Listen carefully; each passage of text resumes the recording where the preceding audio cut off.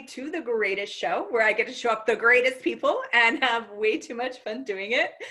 This week's guest, I'm so grateful to have Theresa Finnigan with us. And we're going to talk about something really delicious. Essentially, upgrading your life from poverty to wealth, which I think is pretty much always a hot topic. Always? Who always a hot topic. Yeah. And what really inspired this conversation is a chat that you and I had, where you had kind of created this from where you didn't know you could achieve something financially to not only achieving it, but out creating the bottom line of it. And I would love to dive into that today, to play with that kind of possibility and any kind of even starting points of getting there and that journey. So is there any story or anything that you want to share right off the bat? And it can be the one we've already talked about, and it can be something new. Well, I think for me, one of the big things, and they say, you get it when you get it. And so one of the things that I got was this whole thing about getting rid of all of my goals. So everything, I realized that I'd been doing this thing. So I used to do play with colors and the law of attraction, and I had this note, like a check from the universe to me for £5,000 that was in my purse, right? And I had little green paper love hearts that I'd cut out and written £5,000 on all of these paper love hearts. I had them tucked into all of these different places. And then, because for me at that point in my life, £5,000 was going to be like mega rich. If I had £5,000, that was going to change everything. So that was my goal. I was going to get to £5,000. And I don't actually recall, there was something when I started using the tools of access consciousness, and there was this conversation around not having a goal, because with a goal, you hit the back of the net and you can't go any further. What if you were to have a target so you can go past the goal, you hit the target, and when you go and you play like bows and arrows and targets, you keep moving the target back. So every time you accomplish it, you can out-create that and create something greater. And so there was this whole conversation, and I realized that I'd had £5,000 probably about 5 times, but it hadn't never shown up as I've got £5,000 in my bank account, or I had £5,000 to spend on something. It showed up in different incremental ways. People had gifted me stuff, or like my father-in-law bought me a new car. And so, like when I started looking at, well, actually I keep creating it, but I never go past it. So I hit my goal and then stop. So when I started asking how I could outcreate myself and what would actually be fun for me, because there's a whole other conversation to this as well. So there was definitely the goal and changing my goal to having a target. But the other thing that was around this was I received a lot of facilitation around when you're comfortable. So when you're comfortable with a certain amount of money, then it's time again to ask for more. And I realized that I was like, £5,000, really? Is that really going to change my life? Is that truly what I'm asking for to create the future? And it was like, no, it's way bigger, it's infinite. And so using all of those things, I started to upgrade my life from poverty to wealth. And the more I ask for, the more it shows up in the most mysterious and wonderful of ways. And it's most definitely not linear, which is quite cool, because then I'd get bored. Absolutely. Yeah. And how often I remember doing a lot of goal setting in, high school and then in college. And that was, a way to achieve things, right? And then if you don't meet your goal, it's so much disappointment. Like there's so much wrongness of you shows up, and the target, the concept of the target, and even I could picture as you were talking about moving the target back, it's like, and it's that energy of out creating something and infinite possibilities. So you let go of goals.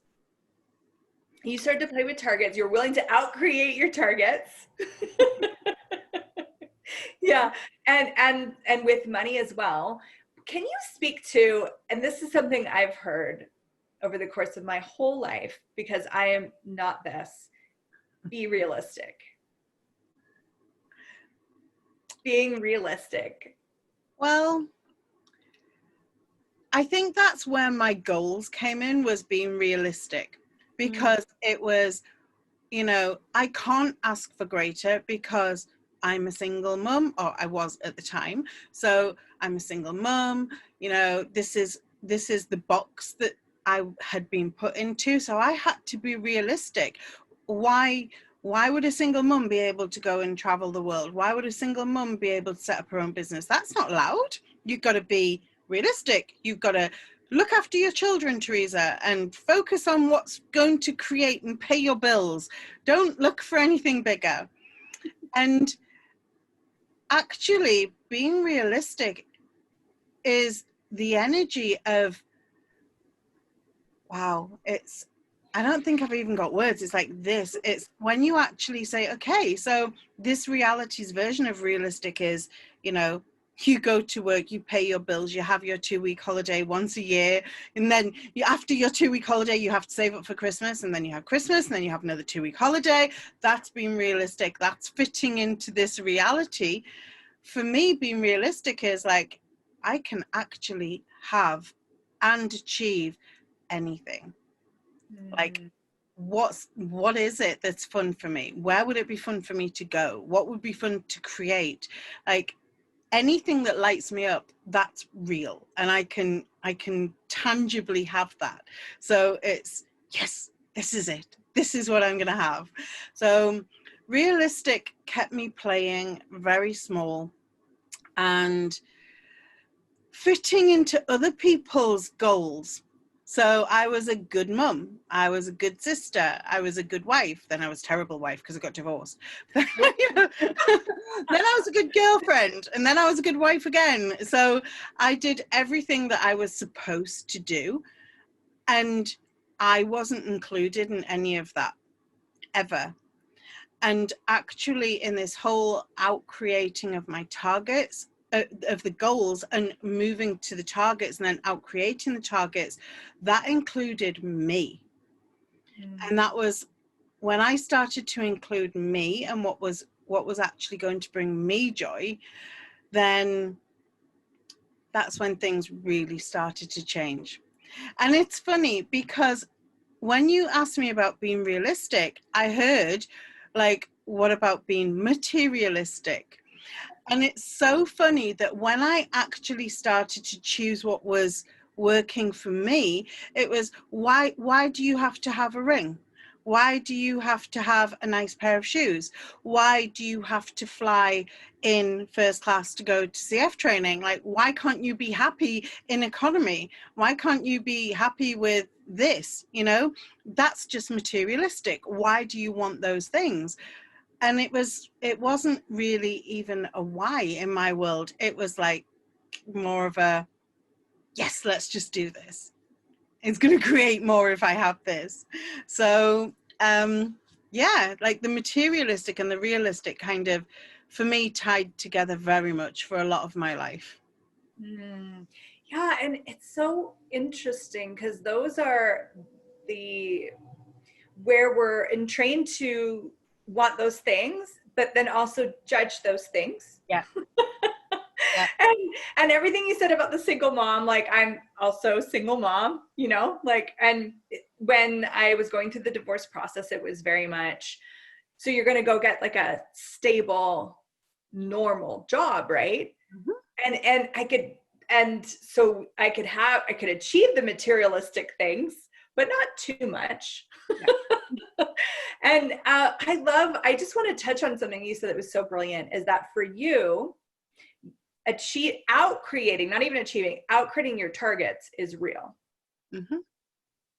So there's realistic from the confines of like, here's your list of things that are realistic, and you need to be like this, which is, will put you in that comfort zone. You can reach your goals. Because people say, well, realistically, so it's like, right, I'm going to have, one of my favorite things to do with wealth is I'll have, oh my goodness, and of course I've forgotten it, but it's like, have never enough money, but always too much to spend, right? So then people go, yeah, but realistically, how much do you require? Like realistically, what's it like? What do you need to live on? And I'm like, no, why would I limit it and play small by being, well, realistically to live on, I might need £10,000 or £20,000. I mean, and then even saying that, I'm like, oh my God, that's just like so bad. What would be fun? What's real? What's going to create more for me? But that people are like, so realistically, what are you going to, see, they do it with everything. So, I'm going to go on a diet. Oh, so realistically, how much are you going to lose? You're like, no, don't confine me. Don't do that to me. Like, I'm so much bigger and more than that. Don't realistic me. Don't realistic me. I'm climbing up the box, people. You can't keep me in here. I'll get my bow and arrow. I'll smash the box to smithereens. Yeah, don't love it. Yeah. Cardboard anyways. And it's not real, it's like the cardboard cutout life. And but we're so told that's the realistic life is the achievable life. The non-reality, the non-realistic life is the only a few, just so you know, a few magical people get to have that. But for you, and I would love to invite people to look at this, like what is real for you that maybe doesn't make any sense. So what's real for you, your point of view creates your reality, right? So if what's real for you is that if I set a target, at some point I'm going to hit it and outcreate it. Mm-hmm. Then you will hit it and you will outcreate it, because that's what's real for you. And you allow it to be real for you. Totally. Yeah. So I think we should give everyone permission right now to have their non-reality reality of their crazy targets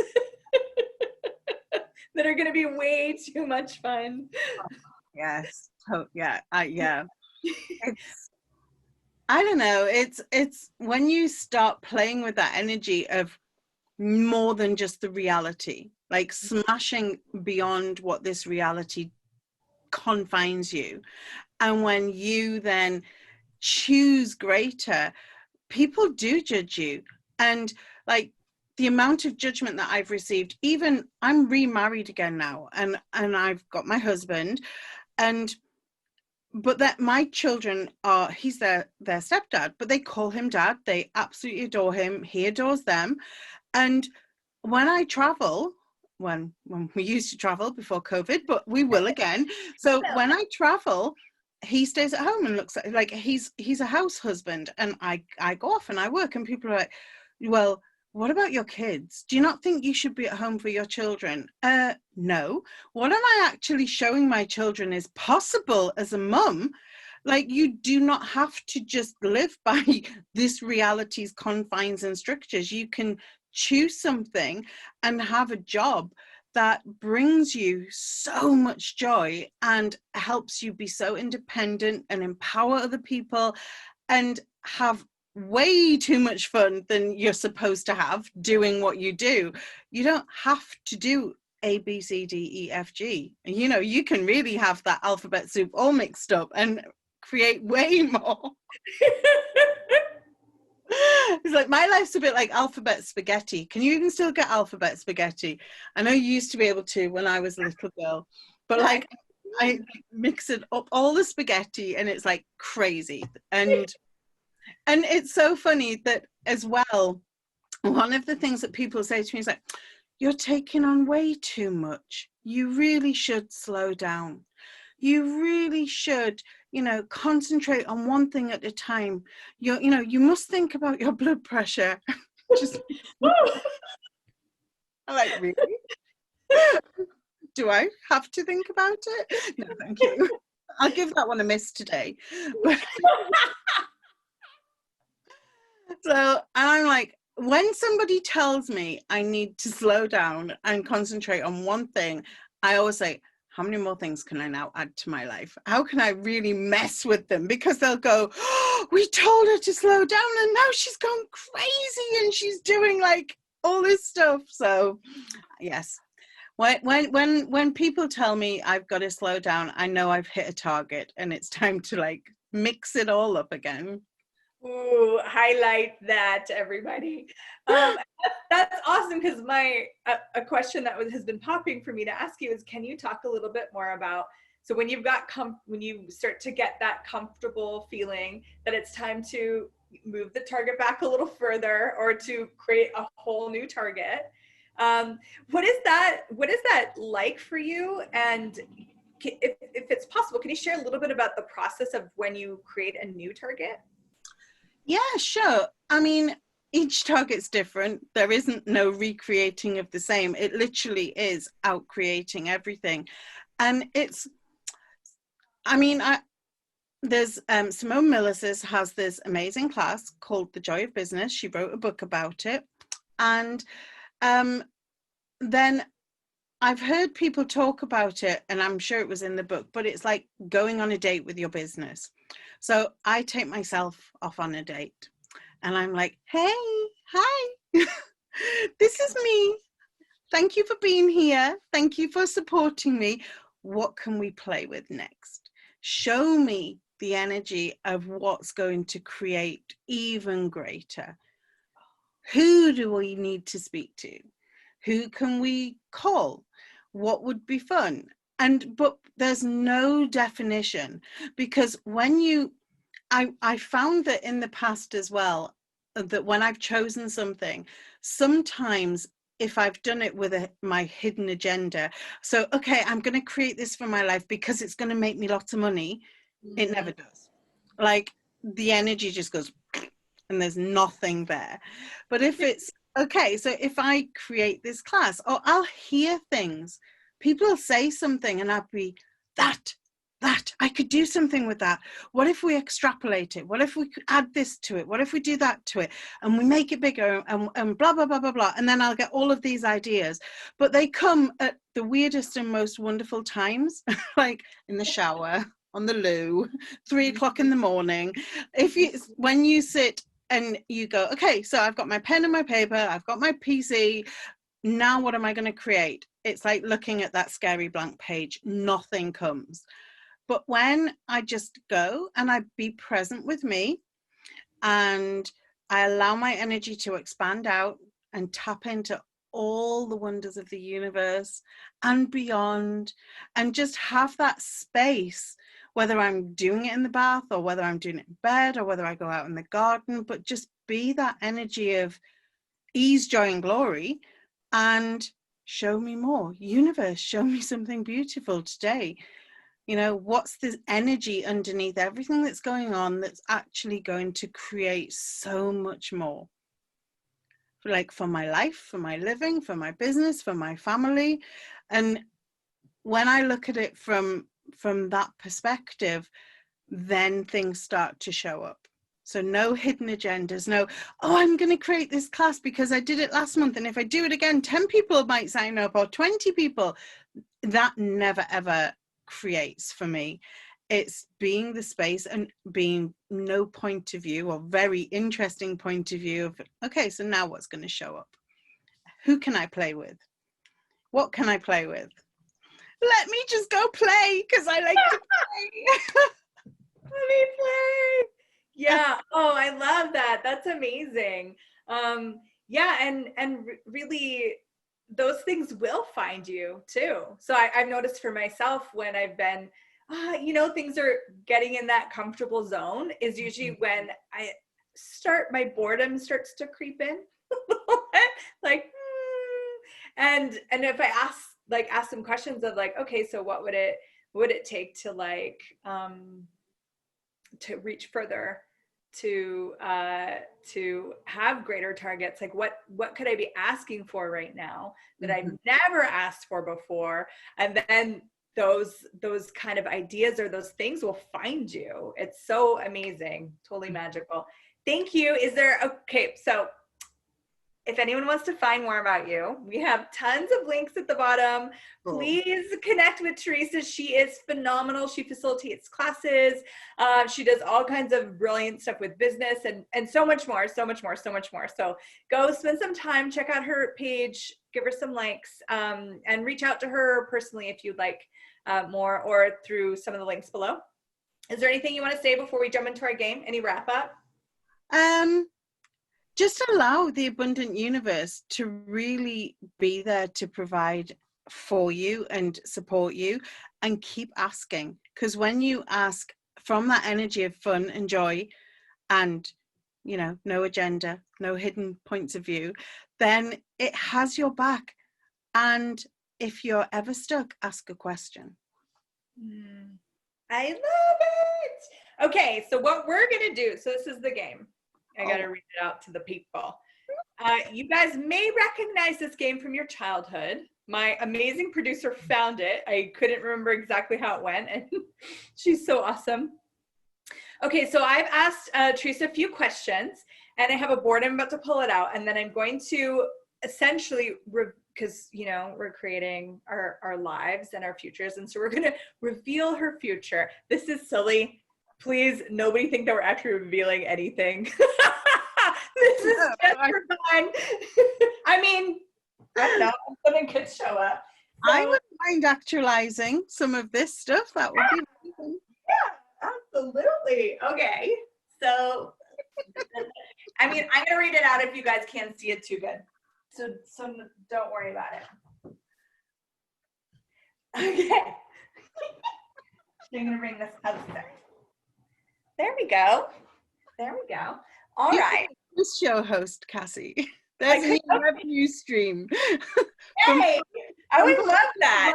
As quiz show host with Cassy Summers. That would be a new target. Okay, so the game is MASH. So first, you're going to give me 4 crushes that you have. Oh my goodness. For the flings of your future. Well, the flings of my future, I guess, would be, oh my God, this would be so sad. So John Bon Jovi. More when he was like, had long hair. Definitely when he had long hair, but he was hot. Yes. Samuel L. Jackson. He's very sexy. One of my crushes is no longer with us, and it's such a waste because he was just, he could have played with my Potter's wheel any day, and it's Patrick Swayze.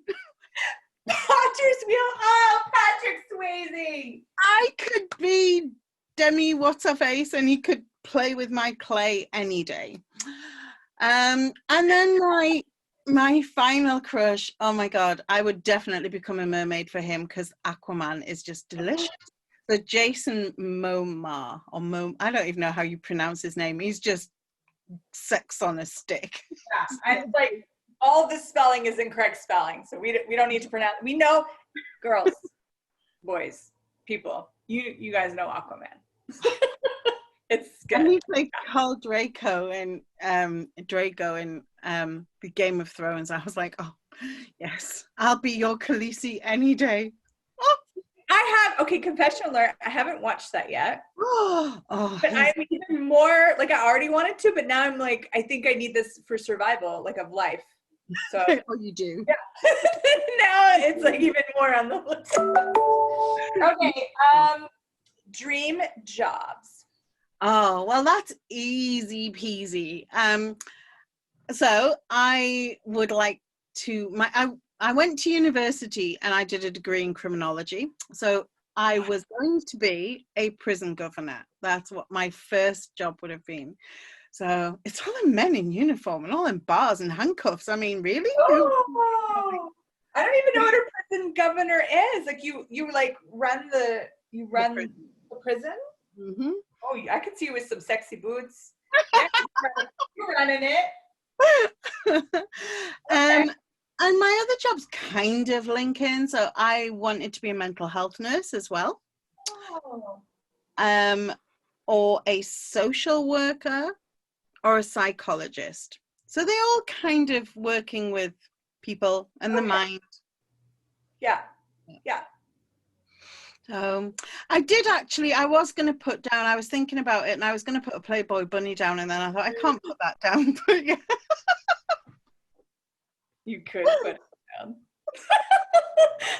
Or a dominatrix. Can I have 6 jobs? I'll be a Playboy bunny and a dominatrix on the side. And then the others, when I'm being like, when I'm fitting into this reality and I'm being linear, I'll be like a mental health nurse. And then I can, yes. Let's do mental health work, social worker, and then dominatrix.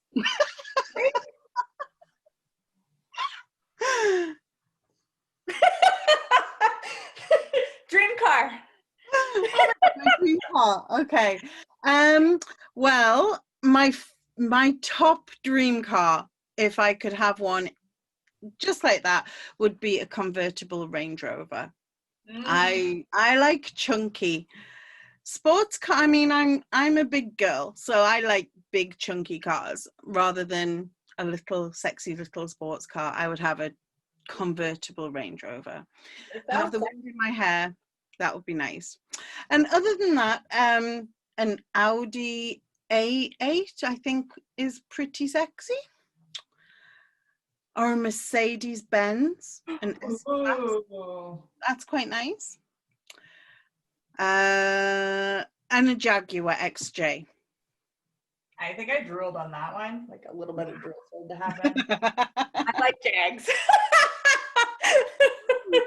But my favorite would definitely be the Range Rover. That's for me, that would be the number one. Okay, so I'm gonna now do my magical power. Guys, this is not a magical power. Just being really clear. And we're gonna okay. So I'm gonna make a spiral and you tell me when to stop. Okay? Yeah. Stop. Okay, so 1, 2, 3. Mm-hmm. All right. So this up here stands for mansion, apartment, shack, or a house. Okay. So as we go along, this is what I do is I use this magical number 3 and I'm going to delete. And then as we delete, we'll reveal. I'm excited for my future. Right? Let's see if any of this. Everybody should create their future like this. Totally. This is the way forward. Okay, so 1, 2, 3. Unfortunately, you will not be living in a shack. Yes. Yes. 1, 2, 3. No Audi. Oh, that's okay. Oh, this makes me sad. You will not be a dom. Oh, well. You will not be a prison guard. You will not have a fling with Samuel L. No apartment. No Benz. No nurse. So you're going to be a social worker. Ooh. There's your dream job. No Bon Jovi. Oh. You are. You're going to have the Jag. Oh, well, I could live with that if I had to. Convertible Jag. Yeah. I would suffer inside. Okay. You'd suffer with the Jag. And I mean, you could have more than one car though, right? This is true. Mm-hmm. This is just while you get comfortable here for your next target. For my next target, yeah. This is the first target, yeah. Okay, so no mansion. So you're gonna have a beautiful luxury house. And then 1, 2, 3. Oh no! So you're gonna have Patrick. He's gonna ride. You're gonna have the best fling of your life. Yes, because that's the best man to be with. They don't answer you back when they're dead. That's perfect. So you're gonna have a pottery wheel probably in your home. Yes. Like a pottery room. Okay. And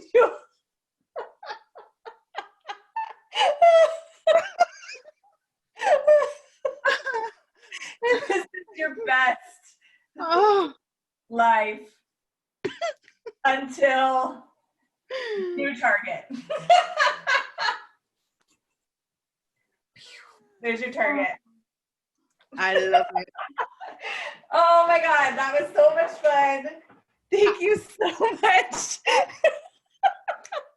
Now, if anyone wants to find these instructions, if they want to play this game on their own, it's silly and it's super fun and it's great to do with kids too.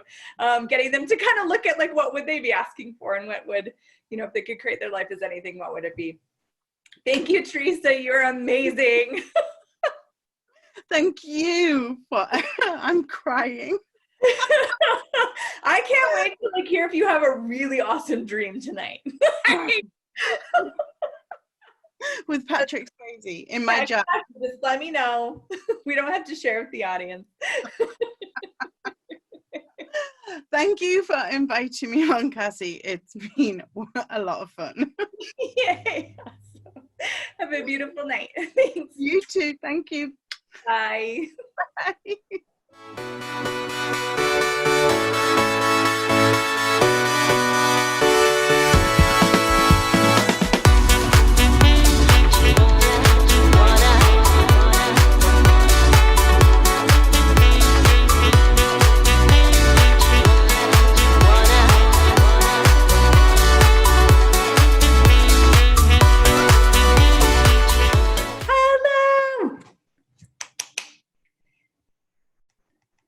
Now you can hear me. Hello.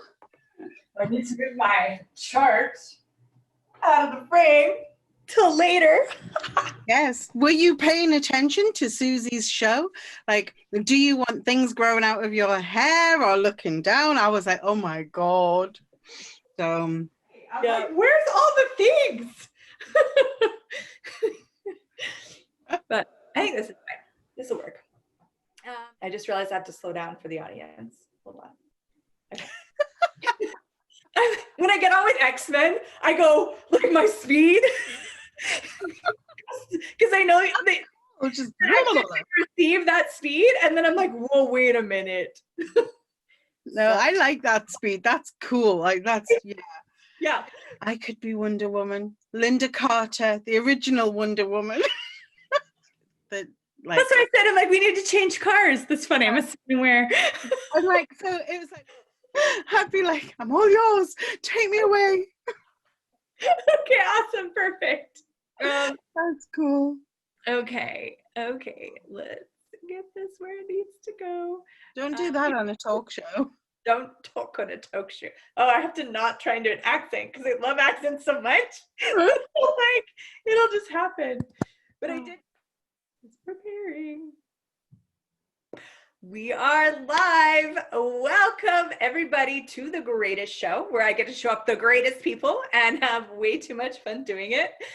This week's guest, I'm so grateful to have Theresa Finnigan with us.